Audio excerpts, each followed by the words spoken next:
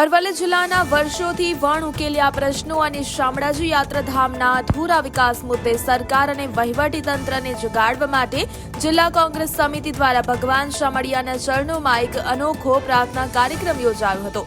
બપોરે 12:39 વાગે વિજય મુહૂર્તમાં પરંપરાગત રીતે ધ્વજારોહણ કર્યા બાદ કોંગ્રેસના આગેવાનોએ ભગવાન શામળિયાના ચરણોમાં એક પ્રાર્થના પત્ર અર્પણ કર્યો હતો।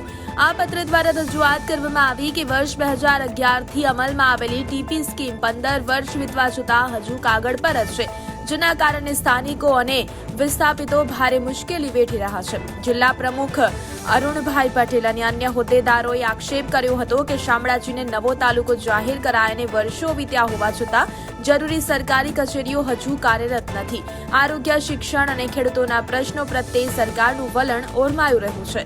માત્ર મંદિર પરિસર પૂરતો સીમિત વિકાસ કરવાની બદલે સમગ્ર યાત્રાધામમાં માર્ગ વ્યવસ્થા, પાર્કિંગ અને પીવાના પાણી જેવી પાયાની સુવિધાઓ સજ્જ કરવામાં આવે તેવી માંગણી સાથે મોટી સંખ્યામાં કાર્યકરો એકઠા થઈ અરવલ્લીના હિત માટે સામૂહિક પ્રાર્થના કરી હતી।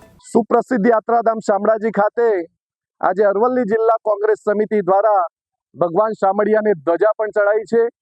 સાથે સાથે ભગવાનના ચરણોમાં એક પત્ર લખીને મૂક્યો છે કે ભગવાન 2011માં આ શામળાજી પરિસરનો જ માત્ર વિકાસ થયો છે, જે ટીપી સ્કીમ મંજૂર થવી જોઈએ તે મંજૂર થઈ નથી।